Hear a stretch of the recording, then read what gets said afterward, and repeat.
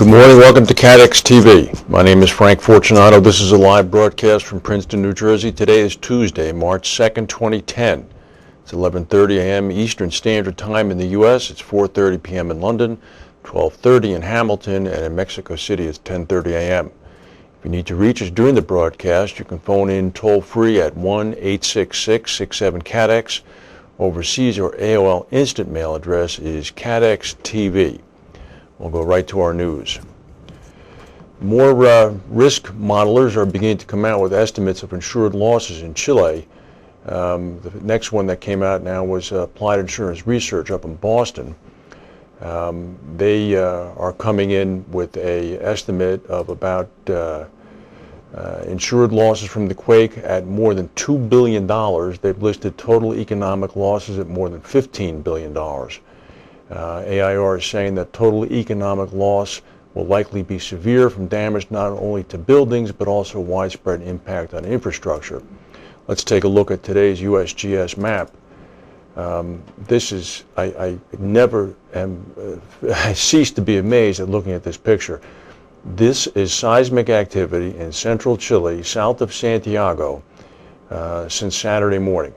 And you can see that the blue boxes indicate activity that's occurred in the last 24 hours. Those are all about 4.0 aftershocks. And there are still an awful lot of tremors going on there. The death toll now has risen up to about 725. The area around Concepcion, which is on the coast, that was the epicenter of the earthquake. That's been largely destroyed apparently.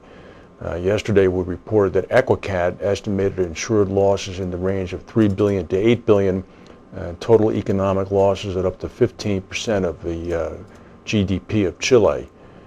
Meanwhile, the BBC is reporting widespread destruction in the coastal town of Curacao. A little fishing village called Constitution was actually completely destroyed. The Army is on alert. There have been incidents of looting.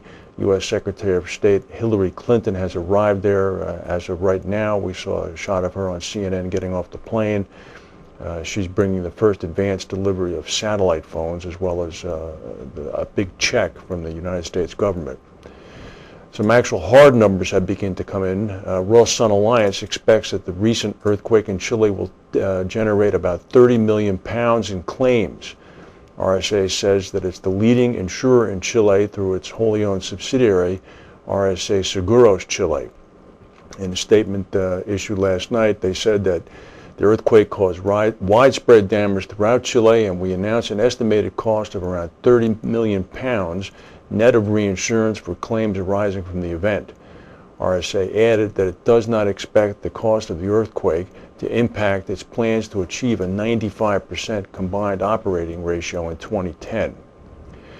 More Chile news. The state-run oil company ENAP is going to see their largest refinery offline for at least a month now following the earthquake. This is a picture of the refinery. It's called Bio.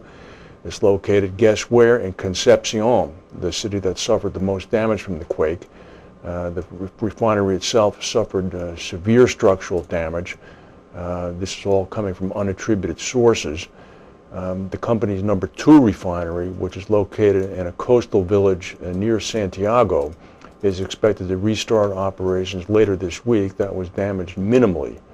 The 2 refineries have refining capacity of about 250,000 barrels of oil a day. ENAP also has a small refinery down in Tierra del Fuego, which if you look at a map of South America is at the very tip of the continent. Back to Europe now. Damage from windstorm Xynthia, which struck Europe on the 28th of February, is actually going to be a little lower than first feared. It should not exceed losses caused by last year's windstorm Klaus. According to modeling firms AIR and RMS, wind speed recording data and analysis of the track through Europe indicate that it will not be as severe as initially thought. Reported peak gusts from the storm were lower than those recorded for Klaus in 2009. That caused about €1.5 billion in damages. RMS said that peak gusts during 1999's Lothar were as high as 180 kilometers per hour in Paris compared to about 100 kilometers per hour during Xynthia. Xynthia was responsible for 59 deaths in France. A number of people are still missing. Most of the damage in France came as a result of flood damage. There was a big earthquake near Luzon. A 6.1 quake rocked the northern Philippine Islands this morning. There have been no reports of damage or injuries. It was about 90 miles northeast of Tuguegarao City on Luzon Island. The USGS put the quake at 5.8. Also in Central Asia, in Kyrgyzstan, a 5.0 earthquake shook the capital of Bishkek this morning. It was felt in neighboring Kazakhstan. The quake hit at 7:55 a.m. local time, about 75 kilometers southeast of the Kyrgyz capital. Heavy shaking was witnessed in the city center. Initial inspection shows that there were damages to some buildings. A roof had partially collapsed in an art center in downtown Bishkek. Aftershocks continued to rattle through the region. One aftershock hit 4.0 on the Richter scale. And we have some sketchy information coming in from eastern Uganda. Agence France Presse is reporting that 350 Ugandans are missing after a landslide buried homes following days of heavy rains in eastern Uganda. The BBC is reporting that the number is 40, but the AFP is still sticking with the 350 number. We don't have any other indication on this. The American stock market's up about 46 points right now, and we'll go to a word from our sponsors.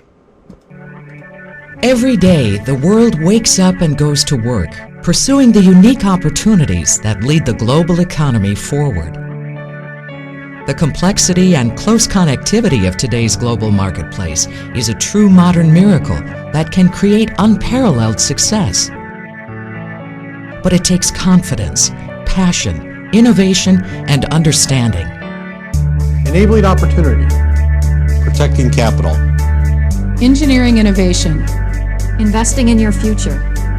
Ensuring continuity. Finding the right balance. It takes Aon.